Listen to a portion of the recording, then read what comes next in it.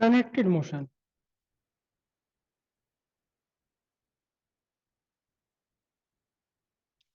Connected motion के कई सारे एग्जाम्पल हैं, और पहला एग्जाम्पल है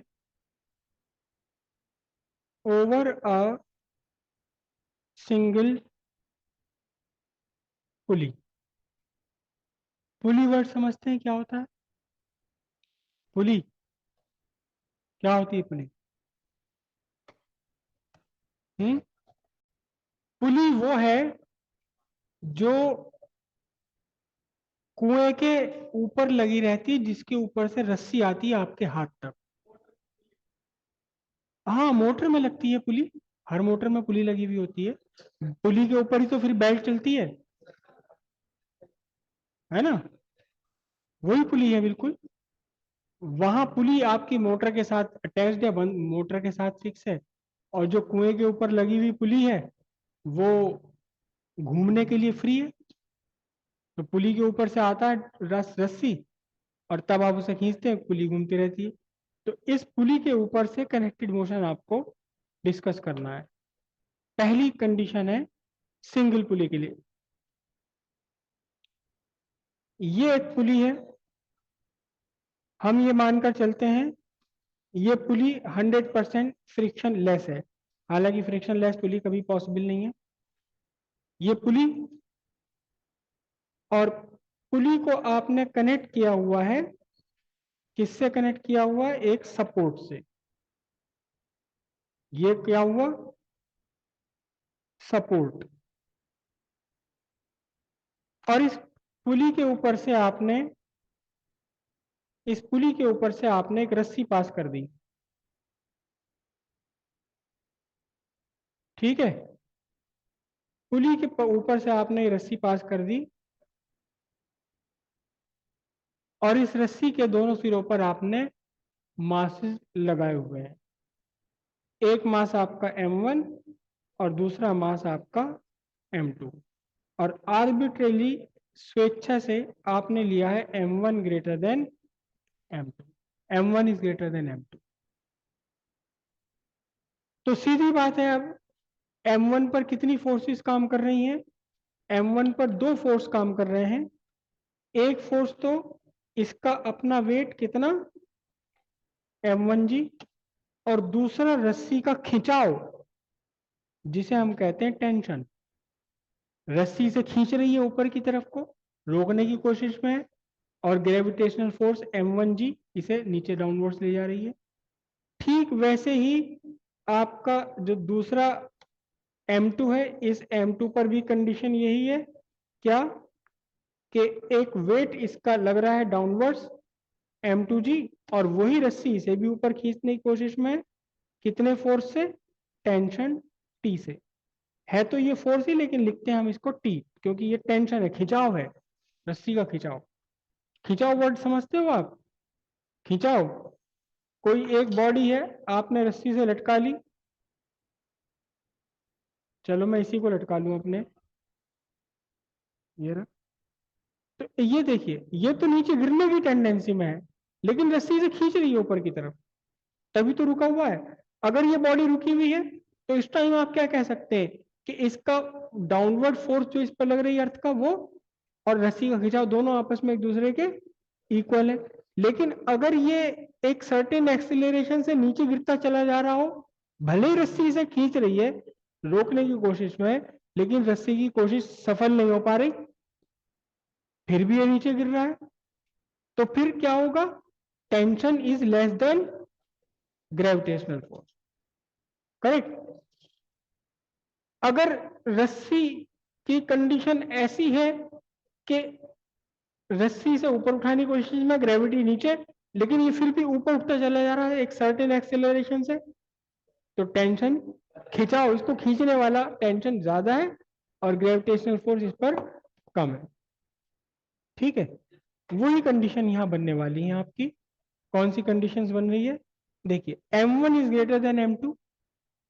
जब M1 M2 से ग्रेटर है, तो M1 लगातार नीचे गिरता चला जाएगा, और M2 लगातार ऊपर उठता चला जाएगा, क्योंकि M2 M1 एक दूसरे के साथ में बंधे हुए हैं। अगर M1 नीचे गिरना है तो M2 को ऊपर उठना ही पड़ेगा। हाँ, अगर M2 का मास लार्जर है तो M2G बड़ा होगा, फिर M2 नीचे गिरने लगेगा और M1 को ये ऊपर उठाने लगेगा। ठीक है, बिल्कुल सिंपल सी कहानी है, बिल्कुल सिंपल सी बात है, फालतू हम लिख ही नहीं रहे कुछ भी। फॉर M1, अच्छा इसका जो नेट एक्सेलरेशन है वो नेट एक्सेलरेशन है डाउनवर्ड्स। कितना एक्सेलरेशन है? ए। तो फिर M2 का एक्सेलरेशन कितना होगा? अपवर्ड्स होगा, क्योंकि दोनों कनेक्टेड है एक दूसरे के साथ में, that's why it is called connected motion. हाँ अभी देखते हैं। तो M1 का एक्सेलरेशन ए है, M1 पर नेट फोर्स कितनी बनी बोलो, बोलिए। नेट फोर्स ऑन M1, मैं इसको F1 लिख लूं, कितना बनेगा बोलिए? M1 ए, क्योंकि डाउनवर्ड है, डाउनवर्ड वाली फिगर्स को हम ले रहे हैं पॉजिटिव। अब जो नेट फोर्स है ये M1 पर, it is the result of two forces, tension T and gravitational force weight M1G। ठीक है, तो फिर क्या बना आपके लिए? हेंस F1 इक्वल्स M1G, ये प्लस में, और अपवर्ड्स कौन है? टेंशन, ये माइनस में। राइट, तो अब क्या कंडीशन आपके साथ बनी? ये क्या है बोलिए? M1A equals M1G minus T। This is your equation number 1। Second body के लिए लगाते हैं, सेकेंड बॉडी के लिए लगा लीजिए।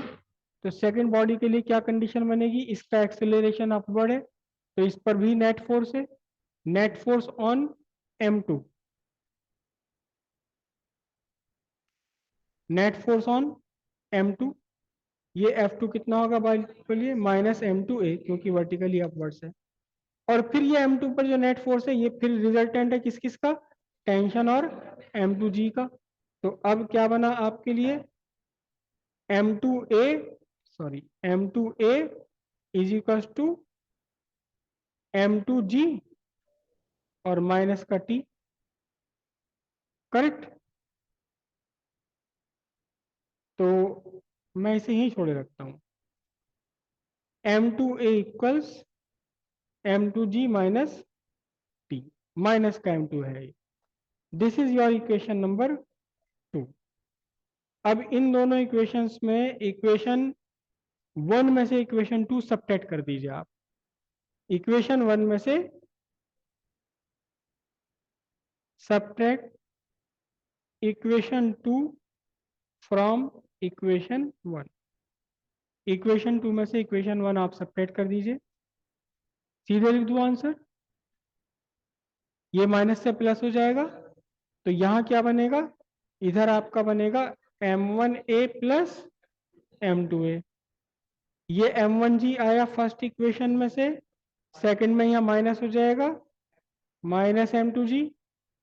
टेंशन T प्लस है, माइनस है, यहां माइनस से प्लस हो जाएगा, तो टेंशन आपके कट गए। यही आपको करना भी था। तो M1 plus M2 into a equals M1 minus M2 into g. Acceleration कितना निकला? एक्सेलरेशन निकला M1 minus M2 divided by M1 plus M2 into g. जरा बता सकते हो कि ये ए की वैल्यू जी के रेस्पेक्ट में कैसी होगी?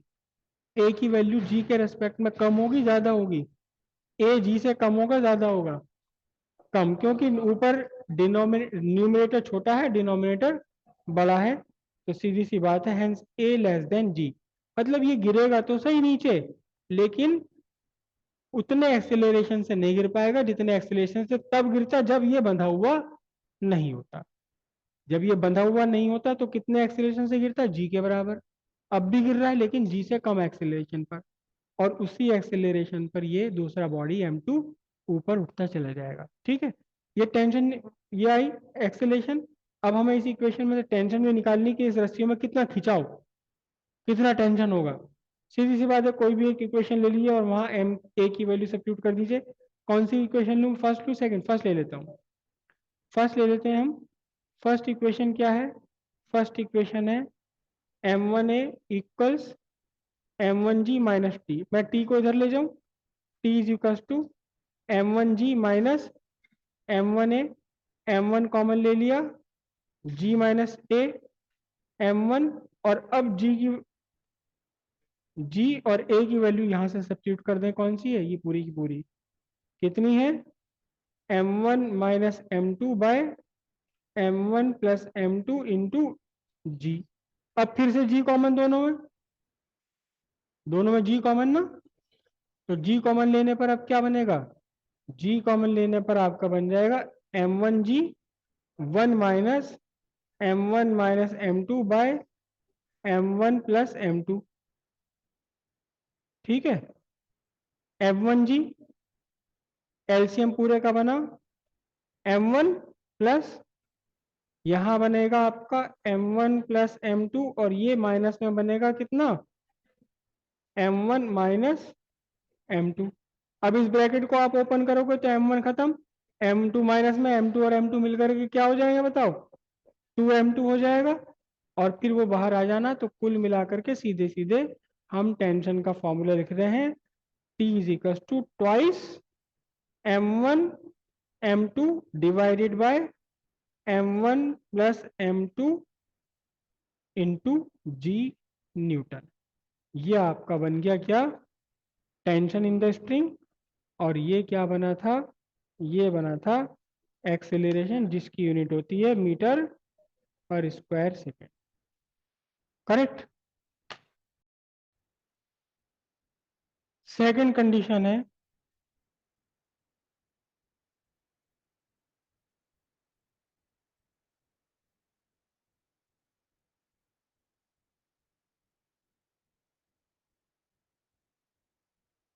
Correct motion over frictionless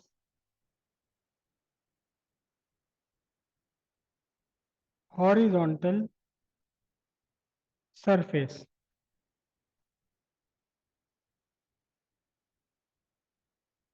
corrected motion single plane.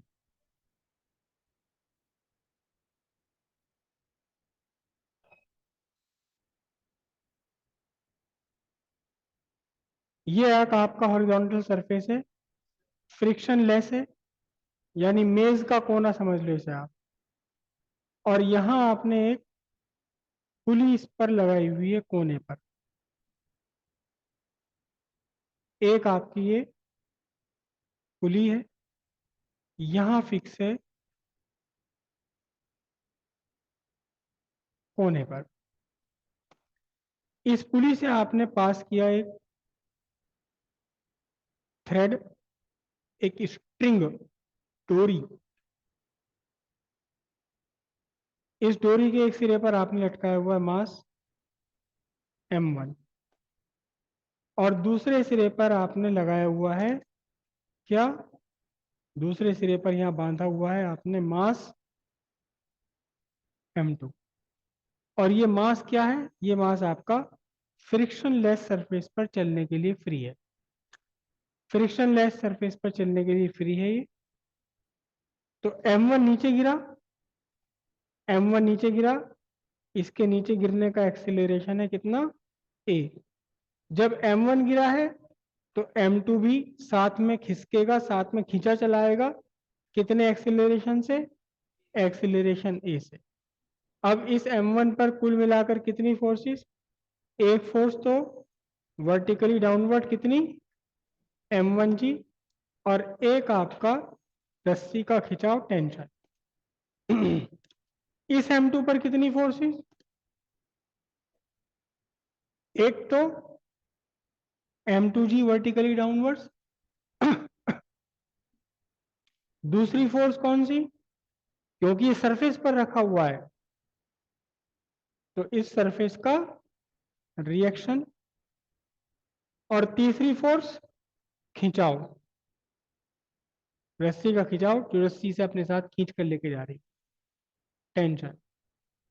अब इस m2 का जो मोशन है ना तो ये मेज के नीचे धस रहा, ना मेज के ऊपर उछल रहा। अगर m2 ज्यादा हुआ तो मेज में धस जाएगा, अगर r की वैल्यू ज्यादा हुई तो उछल पड़ेगा, स्प्रिंग मेंढक की तरह उछल पड़ेगा। लेकिन ना तो ये उछल रहा ना धस रहा, तो इसका मतलब क्या हुआ, दोनों इक्वल है, अपोजिट है। तो आप क्या लिखेंगे, आप इस बात को लिखेंगे, since there is no vertical motion in m2 hence r equals m2g। इसका तो किस्सा खत्म हुआ। लेकिन इसमें एक्सीलरेशन तो है, तो नेट फोर्स भी है इस पर। किस डायरेक्शन में होगी वो, horizontal direction.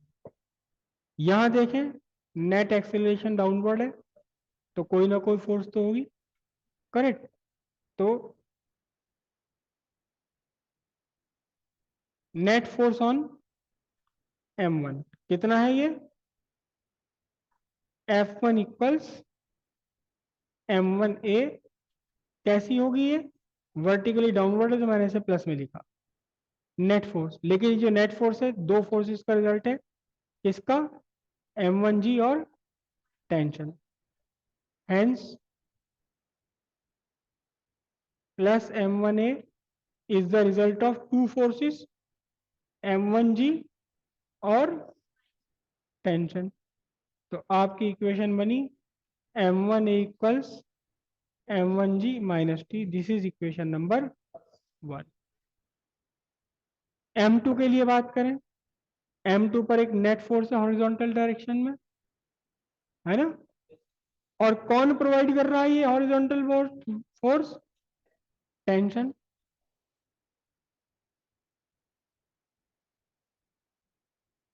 Net force on m2 कितना है आपका, F2 इक्वल्स m2a। तो m2a किसके इक्वल है, सीधे सीधे टेंशन के इक्वल। ये आपकी इक्वेशन नंबर 2 हो गई। इक्वेशन 1 और 2 को आप क्या करें, ऐड कर दीजिए। यहाँ तो बहुत सिंपल है, adding equation 1 and 2।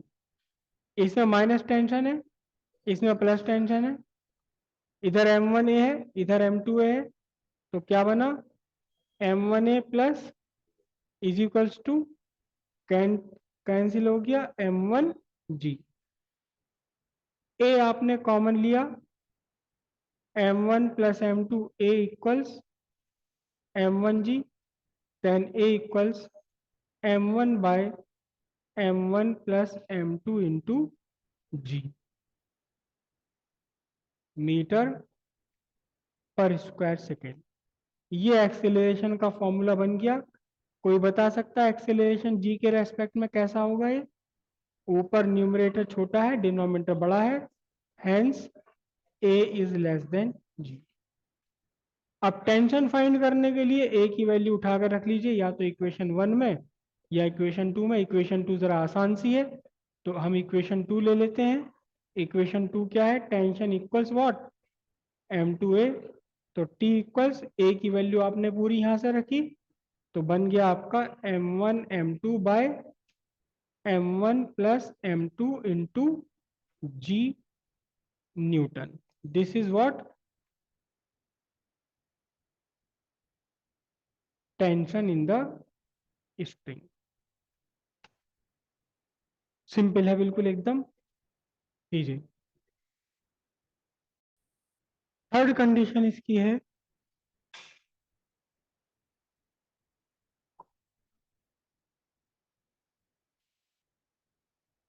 Connected motion over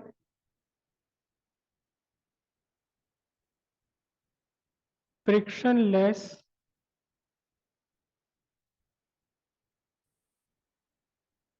horizontal surface, और कैसा, डबल पुली। दो पुली एक साथ लगी हुई है, दो पुली एक साथ लगी हुई है। कैसे डायग्राम बनेगा, ये फ्रिक्शनलेस हॉरिजॉन्टल सरफेस है। एक पुली लगी हुई है एक साइड में, यहां ये पुली है, फिक्स है आपकी टेबल के साथ में, हॉरिजॉन्टल सरफेस के साथ फिक्स है ये। और दूसरी पुली इसके अपोजिट साइड में लगी है,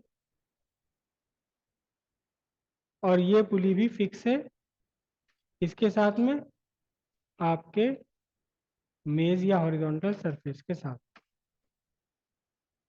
ठीक है। एक स्ट्रिंग, एक रस्सी, एक डोरी आपने पुली 1 के ऊपर से पास की, और यहां आपका लगा हुआ है मास m1।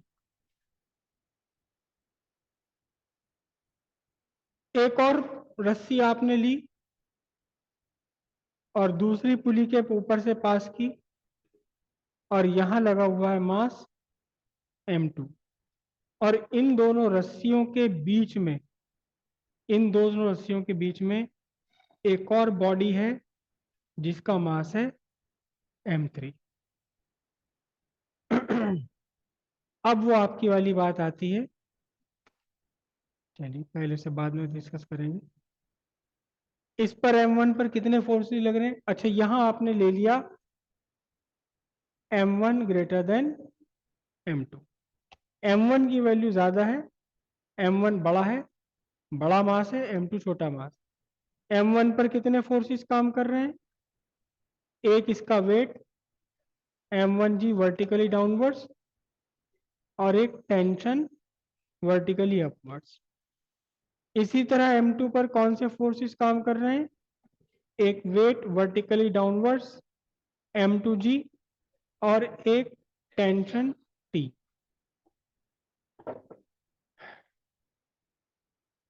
अगर आपकी ये रस्सी एक ही होती, बीच में कोई भी मास या दूसरा ऑब्जेक्ट जुड़ा नहीं होता, तब रस्सी में हर जगह टेंशन सेम। एक ही रस्सी अगर 2-4 पुली पर घूम फिर के इधर उधर चली जाए, तो जहां तक भी वो जा रही है सब जगह टेंशन टी ही रहेगी। लेकिन बीच में अगर कुछ और जुड़ गया तो अब टेंशन बदल जाती। इसलिए m1 के साथ जो स्ट्रिंग का हिस्सा है इसमें टेंशन t1, m2 के साथ जो है वो t2। फिर m3 पर आ जाए, तो m3 पर एक टेंशन लग रहा है राइट साइड में, कौन सा? t1। और लेफ्ट टुवर्ड्स लेफ्ट लग रहा है कितना? t2। साथ ही साथ इस m3 पर एक वेट है वर्टिकली डाउनवर्ड m3g, और इस वेट के अगेंस्ट क्या है? Normal reaction. अगर रस्सी के बीच में जहां भी जुड़कर कुछ और बॉडी लग गई, वही टेंशन बदल जाएगा। जो पीछे वाला एग्जाम्पल हमने किया है, पीछे वाला एग्जाम्पल, इसमें भी अगर आपका कहीं जोड़ आ गया और बीच में कोई बॉडी लग गई, जैसे कि मैं सिर्फ ये वाला पार्ट बना रहा हूं, सिर्फ ये वाला पार्ट बना रहा हूं, क्या कि ये टेंशन, यहां आपने वेट लगा दिया, फिर यहां एक और वेट लगा दिया। कौन सा वाला पार्ट बनाया मैंने? केवल ये वाला पार्ट। ये आपका m है, ये आपका m डैश है, तो यहाँ टेंशन t1 होगा, यहाँ टेंशन t2 होगा। कहीं भी जोड़ करके बीच में अगर कोई ऑब्जेक्ट लग गया आपका, तो उसी जोड़ पर, जोड़ के दोनों तरफ टेंशन अलग अलग हो जाएगी। बात क्लियर हुई? अगर एक ही रस्सी है, मान लो ये रस्सी है, यहां मैं एक और पुली लगा दूं, उसके ऊपर से पास होकर के यहां नीचे आ जाए, 3-4 पुली लगा दूं, तो जब तक ये सिंगल पीस चल रहा है रस्सी का, कितनी पुली पे वो पास कर जाए, हर जगह टेंशन इसकी सेम ही बनी रहेगी। हालांकि इस तरह के क्वेश्चन आपके एग्जाम में नहीं आने वाले फिलहाल, जहां टेंशन अलग अलग हो या 2-3-4-5 पुलियां हों। अब वापस इस पर आते हैं, तो पहले वही बात लिखेंगे हम m3 के लिए। m3 के लिए वही बात लिखनी जो पहले लिखा था, since there is no vertical motion in M3, hence M3G equals R। अब M1 पर आ जाइए। हमने कहा कि M1 ग्रेटर देन M2 है, तो ये M1 एक नेट एक्सेलरेशन A से नीचे गिर रहा है, और क्योंकि बंधा हुआ है M2, तो M2 उसी एक्सेलरेशन से ऊपर उठेगा, और क्योंकि M3 इनके बीच में है, तो फिर M3 का भी एक एक्सेलरेशन होगा, वही एक्सेलरेशन A इसकी तरफ को, M1 की तरफ। ठीक है, सारे के सारे बन गए। ये कहलाता फ्री बॉडी डायग्राम। बॉडीज आपने बना ली, फोर्सेस आपने बना ली, फ्री बॉडी डायग्राम। अब M1 के लिए लगाना शुरू कर दो। तो मैं कहानी किससे ना लिख करके सीधे लिखता हूं। M1 पर एक वर्टिकली डाउनवर्ड एक्सेलरेशन है, तो फॉर M1 इक्वेशन आपकी बनेगी plus M1A equals plus M1G plus minus का T1, यानी के M1A, एक काम करूं मैं T1 को सब्जेक्ट बना लेता हूं। T1 इज इक्वल टू, इधर लिया है M1G minus M1A, this is equation number 1। अब ऐसे ही M2 पर लगा दें, तो M2 पर नेट फोर्स अपवर्ड्स है। M2 के लिए क्या बनेगा आपका, minus M2A equals plus M2G minus T2। Okay, तो यहां से भी मैं ऐसे ही कर लेता हूं, T2 equals M2G plus M2A, ये इक्वेशन नंबर 2 बन गई। और 3 पर देखें तो M3G तो R से बैलेंस हो गया, बचे आपके कौन कौन से अनबैलेंस्ड, T1 और T2, क्योंकि नेट एक्सेलरेशन T1 की तरफ को है, तो T1 is greater than T2। तो आप यहां से क्या लिखेंगे, for M3 T1 minus T2 equals what, M3A। ये आपकी इक्वेशन नंबर 3 बन गई। ओके, अब 3 इक्वेशंस हैं आपके पास, एक ये है, एक ये है, और एक ये है।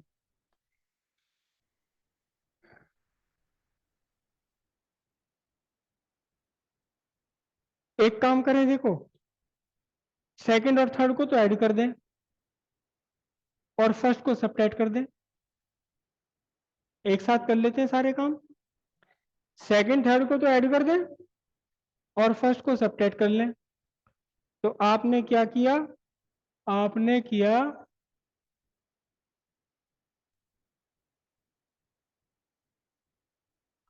आपने किया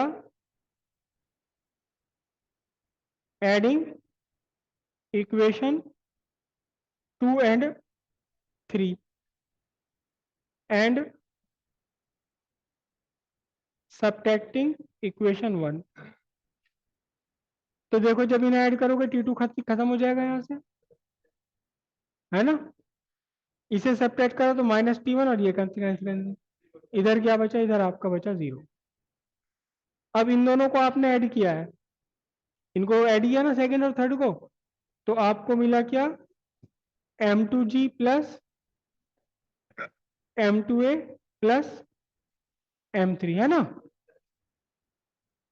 और इसे आपने सब्ट्रैक्ट किया है, इसे, तो आपको मिला माइनस में क्या चीज, M1G माइनस M1A। ठीक है, हाँ। अब जितने भी A हैं, इन सबको आप लेफ्ट साइड में ले जाओ। एक तो ये रहा, इसमें M1A है, जब आप ब्रैकेट ओपन करोगे तो ये बन जाएगा आपका प्लस का M1A, और दूसरी साइड ले जाओगे तो माइनस M1A, इसे आप दूसरी तरफ लेकर गए, माइनस M2A, इसे दूसरी तरफ लेकर गए, माइनस, इज इक्वल्स टू, केवल केवल क्या बच गया यहाँ पर आपका, आपका बचा M2G माइनस M1G ले लिया माइनस। ठीक है, यहां माइनस आ रहे हैं, इसमें से ए कॉमन ले लूं, माइनस कॉमन ले लूं, m1 plus m2 plus m3। इसमें से भी माइनस कॉमन ले लूं, m1 माइनस m2 इंटू जी। ठीक है, दोनों साइड के माइनस। और अब आपके लिए क्या बचा, a equals m1 minus m2 divided by m1 plus m2 plus m3 into g metre पर स्क्वायर सेकंड, नॉट पर, क्या बोल रहे थे, पर सेकंड स्क्वायर। ये आपका आ गया क्या, एक्सेलरेशन। अब आपको चाहिए T1 T2 दोनों। तो T1 फाइंड करने के लिए ये इक्वेशन उठा लो और इसमें एक्सेलरेशन रख दो। तो इक्वेशन उठाई आपने कौन सी, इक्वेशन आपने उठाई T1 equals m1g minus m1a, है ना। m1 कॉमन लिया, g माइनस a, ये इतनी बड़ी क्वांटिटी ये है, तो m1 minus m2 divided by m1 plus m2 plus m3 into g, ये आ गया। अब g कॉमन ले लीजिए यहां से, m1g, तो ब्रैकेट में बचा 1 minus m1 minus m2 divided by m1 plus m2 plus m3। फिर इसके बाद m1g, और इस पूरे का एलसीएम बनता है m1 प्लस m2 प्लस, यहां रहेगा आपका m1 plus m2 plus m3, और माइनस में आएगा कौन सा, m1 माइनस m2। अब इस ब्रैकेट को ओपन करा, देखो m1 माइनस का कट जाएगा और ये बन जाएगा m2। तो m2 m2 मिलकर 2m2। अब आपका T1 बचा m1, ये और ये मिलकर बन गए 2m2, 2m2 plus m3 divided by m1 plus m2 plus m3, और इनटू में क्या आ रहा है, ये जी आ रहा है, न्यूटन। ये आपका बन गया क्या फॉर्मूला, ये टेंशन वन बन गई। क्या बनी tension one, m1 twice m2 plus m3 into g upon m1 plus m2 plus m3। ठीक है, कौन बताएगा T2 क्या आने वाला है, इसी को देख के बता दो T2 क्या आने वाला है। m1 ब्रैकेट में ट्वाइस m2 प्लस mg आई है T1 के लिए, ये तो ऐसे ही रहेगा। तो बताओ T1 के लिए क्या आने वाला है, T2 के लिए क्या आने वाला है, यहाँ क्या होगा m2, यहाँ क्या बन जाएगा, और यहाँ m3 का m3 जो का तो रहेगा। तो हम पूरे को से बच्चों की तरह सॉल्व नहीं कर रहे, सीधे सीधे लिख दे रहे हैं।